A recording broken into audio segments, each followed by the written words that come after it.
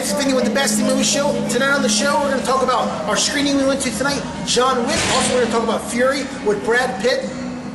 Everything else, right here on the Best in Movie Show. Get your news and info. Hey, what are you doing? Yeah, I thought you came us out. I'm trying to work things out. And welcome to the Best Damn Movie Show. I'm your host, Vince Espada.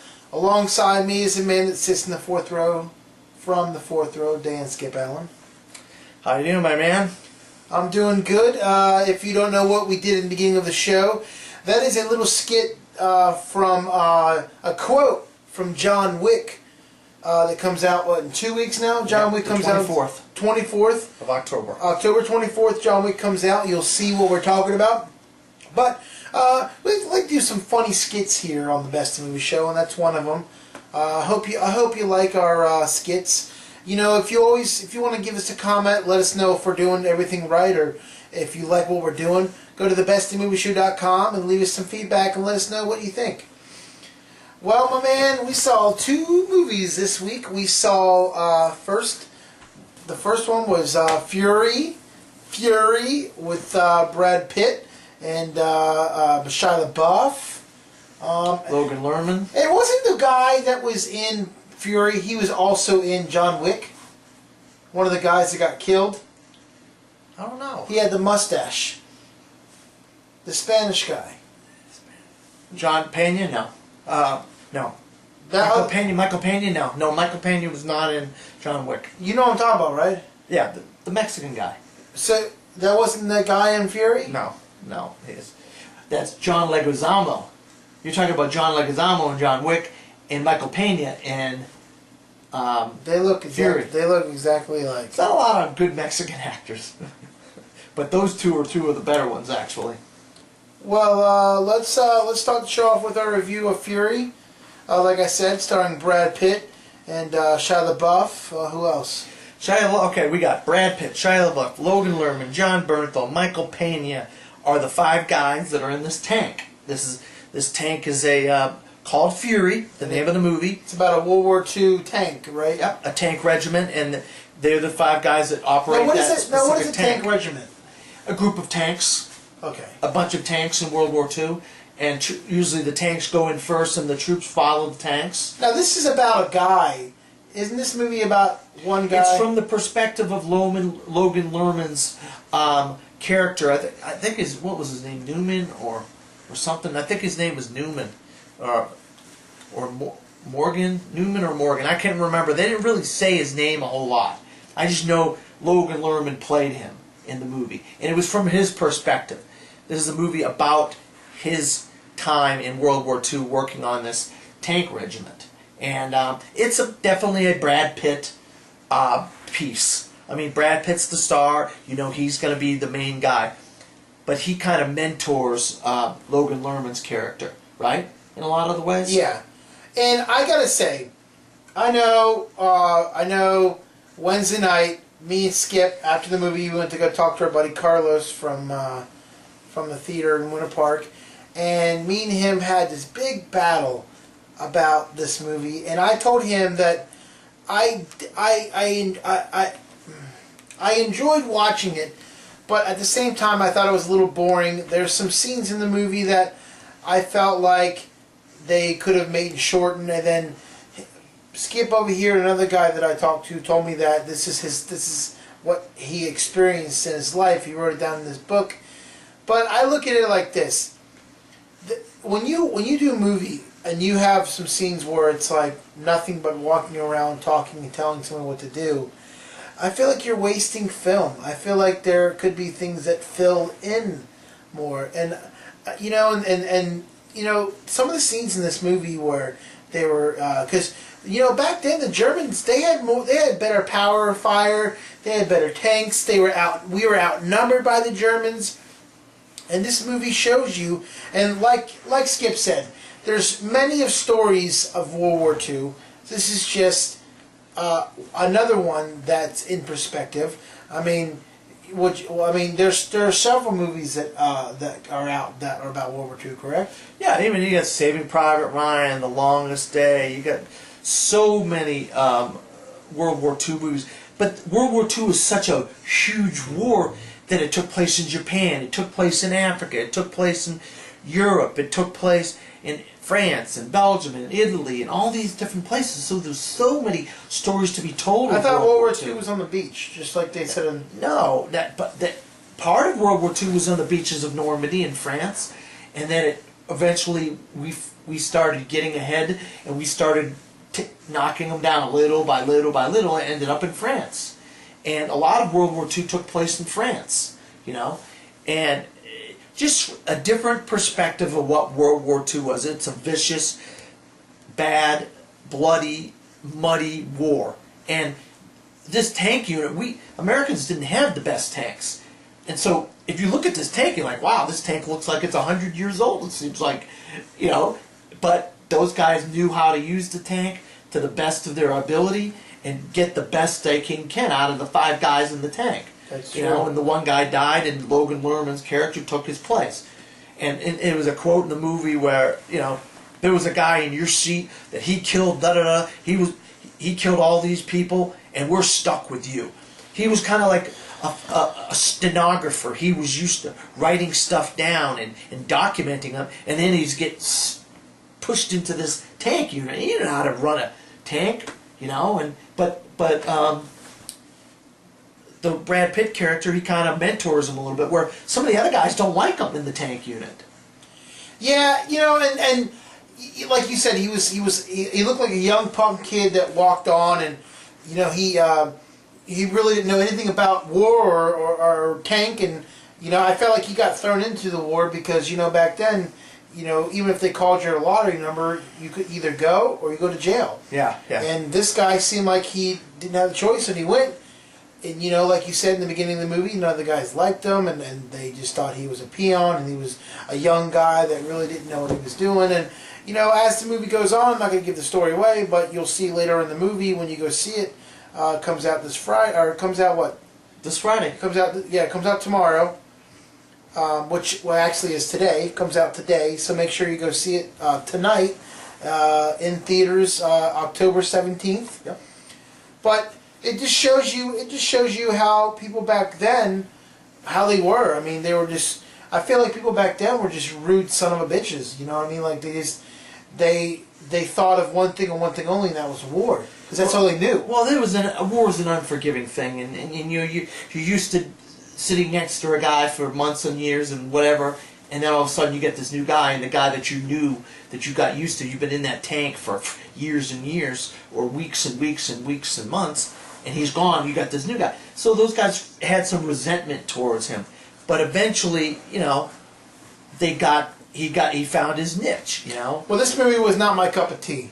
I'm more into fast-paced, shoot 'em up, blow 'em up kind of thing, and there's some blow 'em up in this movie, but I'm going to give this movie I'm going to give it a 5 out of 10. Yeah, this is the latest movie from David Ayer. He directed End of Watch with Jake Gyllenhaal and Michael Pena, and I really like his kind of frenetic style of action, and how when we were in the fighting and the battle scenes, wow, some of the best battle scenes in a war movie I've seen since Saving Private Ryan. You know, not to use that again, but yeah, I'm going to give this a big C. I really, really liked Fury a lot, and I hope you all go out and support this movie. This is a very good movie, and the performances were fantastic as well. Like I always say, like I told Carlos and all them, he enjoys the history, the aspect of movies and things like that. I just feel like it's all right. It's a new story. There's so many stories. I feel like war movies and war games and all that stuff. I feel like we're stuck on that. We're teaching our kids. We're teaching our kids and letting our kids get into this stuff that they shouldn't be getting into at a young age. I mean, they got Call of Duty, you got all these war games, and I feel like, you know, all these movies coming out, it's just adding flames to the fire. Well, I also look at it like this, is that I think it's you know, you take history class, right, and you learn about World War II. Well, I think watching movies is just as well good as reading your textbooks in school. I think you're learning about history by watching a movie that took place and it's somebody's account of what happened. And I believe that's one of the best ways to learn about American history and world history is to watch a movie. That's just my opinion. And you could be right about that also, but let's get into our second movie we went to go see, From Fury to Mr. Keanu Reeves and John Wick, which comes out October 24th. John Wick, I tell you what, this is a shoot 'em up, give you a little break about for 2-3 minutes and goes right back into it. It reminds me of Crank. It's about a ex-hitman that leaves the business for a while, and after his wife dies, he finds himself back into the niche with some hitman that do some things to him later down the line in the movie that he has to get back into. You know, the thing about John Wick is I find myself, it reminded me of like Arnold Schwarzenegger, where all of Arnold Schwarzenegger's movies had these lines that now they're in our nomenclature. We talk about them all the time. You know, I'll be back, and all these quotes. Well, there's so many quotes in this movie that you're thinking to yourself, wow. People are gonna, if you go see John Wick, you're gonna be saying some of these quotes in this movie. They're just so memorable. I mean, I can't believe that. I'm like, wow, the dialogue. Keanu Reeves doesn't have a lot of dialogue in this movie, but when he says something, it's very catchy, and the action and the violence, and if you like shoot 'em ups, it reminds me a lot of also Walk Among the Tombstones, kind of. Where Liam Neeson takes revenge and he tries to kill all these bad guys because of something that they did. Something happens, they do something to Keanu Reeves, and something in the movie. I'm not going to tell you what they do to him to get him to just go off and start killing all these people. But a lot. It also reminds me of The Equalizer a lot. Doesn't it remind you of The Equalizer? Well, because The Equalizer, you know, Denzel Washington was this badass guy that was really quiet and kind of, kept to himself, and he came out when he needed to, and he was one of those one guy that killed everybody in the room, and that's what Keanu Reeves was. He was they made him kind of seem like a karate master because... Oh, the action, the placement of the bullets.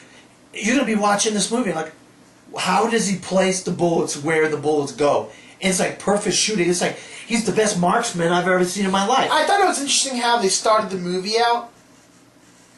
Yeah, they start the movie out at a nice... without giving it away, they start the movie at the end of the movie. The movie starts at the end of the movie. And that's kind of interesting how that they do that. You're like, what the heck? And then they go into the whole story of the movie. And then they bring you back to the end of the movie again. Back to the end of the movie. Very neat and tidy framing sequence, if you ask me. And it really brought the whole movie full circle, didn't it? Oh, yeah. I'm going to give this movie a 9 out of 10. Oh, I'm going to give this a big C. I mean, I'll tell you what. These directors now, they really are getting the feel of these kind of action, shoot 'em up kind of movies. With Walk Among the Tombstone, Equalizer, now John Wick. We're getting a lot of these kind of movies with these badass guys. And we haven't had a good Keanu Reeves movie in a while, and this is probably a return to, I would say, the best Keanu Reeves movie since, what, The Matrix? Yeah. In your opinion? And he was amazing in this movie. I mean, amazing. He goes through so many Russians in this movie, right? Oh, yeah. I mean, geez. Oh, yeah. I felt like the whole movie was Russians. I mean, wow. You got a little cameo, off and on from Willem Dafoe. I didn't know he was going to be in the movie. It's nice to see Willem Dafoe when he pops up, right? William Dafoe right off its ship from Teenage Mutant Ninja Turtles. Was he in that? Yeah, William Dafoe. You didn't know William Dafoe was in Turtles? I don't remember, but that's all right. If he is, he is. But I definitely give John Wick a big C. That's 2 big C's for Fury and John Wick for me. Well, when we come back on the Best of Movie Show, we're going to get into our last a couple reviews, and we're also going to get into some movie news. So stick around. You're watching the Best Movie Show right here on YouTube.com. And we're back here on the Best Movie Show, right back on the beautiful blue couch. Yes, we are. Well, you want to get into yours real quick? Yeah, I got two reviews. One movie that came out on demand that hadn't come out in the theaters yet, but it'll be out in the theaters very soon. It's called You're Not You. It's a movie about a woman who is a piano virtuoso, and she comes down with ALS. You all might remember the Ice Bucket Challenge. Well, that's what it was for. The Ice Bucket Challenge was for ALS, Lou Gehrig's disease, and she comes down with this disease, and she hires a helper. And the main character in the movie is played by two-time Oscar winner Hilary Swank, and she plays this woman with ALS, and she hires a woman played by Emmy Rossum to help her as her assistant. And her husband, Josh Duhamel, kind of cheats on her, but she's trying to get help and be able to do things in her life, even though she's got this disease. And this girl, Emmy Rossum, really helps her out. It's a sad movie because you're seeing this woman that falls down, she can't eat her food, and stuff like that. But I really thought that Hilary Swank, I mean, it doesn't matter what character she plays, she really goes all out. And I bet, I'd be willing to bet she learned how to act this way, to act like someone with ALS and ride around in a wheelchair and stuff like that. And she was very, realistic in my opinion. I mean, if I had known that she wasn't like that, I would be like, wow, she's like that. She's a woman with ALS. I gotta tell you, what is so hard about pouring a bucket of ice over your head? It's just a means to an end. If you don't do the bucket, you have to donate to ALS. It was a way for that guy from Boston College, he was a baseball player from Boston College, to get people to donate to a very worthy cause in ALS that there wasn't a lot of money going to at the time. I thought that went on for way too long. It went on for a couple months. I know it went on for a few months. And it was a very, very positive thing, and a lot of money got donated to. If everybody knows, your Facebook, everybody's feed on Facebook was about MSL. ALS. My dog was doing it. Skip's cat was doing it. I don't have a cat. Your pants out there were doing it. Everybody was doing it. Everybody was doing it. But it was a good cause. Before you go in, I want to correct myself. William Dafoe was not in Turtles. It was William Fichtner. Yep. I was thinking. So William Dafoe was not in the Turtles. And one more quick movie I want to talk about is You Are Here. Let me think. I want to make sure that's...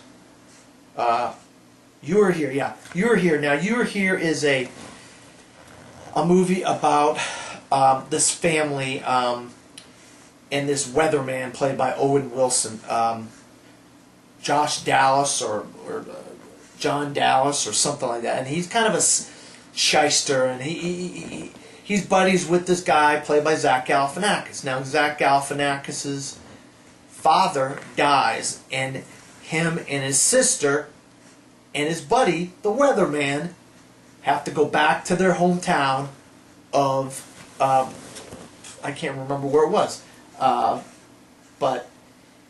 and the sister's played by Amy Poehler. Now, they all have to go, and they get the will, and the will says that Zach Galifianakis gets almost all the house, the land, the store. The father owned a parts and grocery store, and he's kind of mentally messed up in the head. And that's why the Owen Wilson character, he's trying to kind of manipulate him into giving him some of his money. And Amy Poehler character, she's like, well, no, that's not fair. This guy can't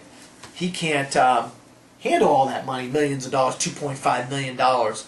And then there's a woman that married their father, and she's a young woman, but she's kind of like into holistic medicine, and she doesn't eat meat, and she's a vegan, and all this kind of stuff. But she turns out to be a really nice lady, and the Owen Wilson character develops a relationship with her. It's an interesting movie about loss and family and how family deals with money and stuff like that. But I want to just say I give both. You're not you and You Are Here a see it. I give both of them a see it. Well, I want to go into the one I saw. I know you've been wanting to see this for a while, and I missed my chance. I got to see it. It's Life After Beth. The big star is John C. Reilly. You know him. He's been in. He was Wreck-It Ralph. All kinds of stuff. Step Brothers. Step Brothers. But I mean, you know some other people in this movie, right? What's her name? Audrey Plaza is the star. Audrey Plaza is the star. And the other guy, he's pretty known too, right? The other guy's pretty known too. Aubrey Plaza, Dane. Oh, Dane DeHaan. Oh, Dane DeHaan's in that? Yeah, Dane DeHaan. Oh, I like Dane DeHaan. He's the boyfriend. And what this movie's about, John C. Reilly plays this, you know, he plays the character where he's the father of Beth, and they, for some reason, fake their daughter's death, saying that she's died, and they do the whole funeral thing. And then the boyfriend, Dean DeHaan, gets a little curious and goes and actually spies on the house and see if he really is. And turns out that she's not dead. It was a whole hoax. And she comes back, she turns into a zombie, and you know, the whole movie's about her and a zombie, and it's just, it's a fun movie, but then they start getting real stupid in the middle, and you know, they start doing like real dumb things, and she gets superpowers, and she starts knocking stuff over, and really, yeah, it's and halfway through the movie, she's destroying his car, and I don't know. It kind of reminded me a little bit of Carrie too, because it was getting some Carrie in there. Huh. But yeah, I'm gonna give this one. I'll give this one a 5 out of 5 or 5 out of 10. I thought I don't know. I thought it was a little silly at the same time as they're trying to be serious actors. So I don't understand what they're trying to get at. Well, before we go into movie news, I wanna actually do a new segment we're gonna do each and every week. It's called These Trailers. I'm gonna pick 4 trailers each week, and I'm gonna just pretty much give you a little synopsis of what they are and when it comes out. That's always good. I just saw the new one with well, actually, let you talk about it. Chris Hemsworth in the new Ron Howard movie, In the Heart of the Sea. Holy moly. That trailer is crazy. And if you go online, go look for the trailer of In the Heart of the Sea. It's a historical movie based on a very, very popular book, but a modern take on it, a different take on Moby Dick. Moby Dick. And also the new Hunger Games trailer came out. Boo. Very different than the last Hunger Games trailer, Mockingjay, but it's got a really good song in the trailer. Well, the Heart of Sea comes out March 13th, 2015. Also, this one called A Merry Freaking Christmas, and this is one of the last Robin Williams movies. It's just there's no release date yet, but it's just a movie about Robin Williams and, you know, the holidays and what goes on and the crazy stories and, you know, things like that. Sounds like it'd be a fun movie. Also, Black Sea. This one's really cool. This one's about these divers. They get fired from the diving job, and while they were diving, they found a sunken ship that was actually one of Hitler's sunken ships, one of the battleships.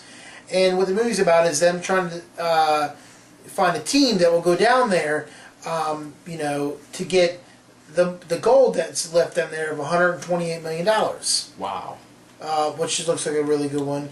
And the last one I want to talk about before we get to movie news is The Woman in Black, Angel of Death. This is the sequel to the Lady in Black. It came out what, 2 years ago? Yep, with Daniel Radcliffe. And what is this? Kind of like a horror? Yeah, it's got a horror feel to it. It's also a historical movie. It takes place a long time ago. I think like it's 1800s or something like that. I don't know. That one comes out June 2nd, 2015. You can find all these trailers plus more on thebestinmovieshow.com. When we come back, we're going to get to some movie news. You're watching The Best Movie Show right here on YouTube.com.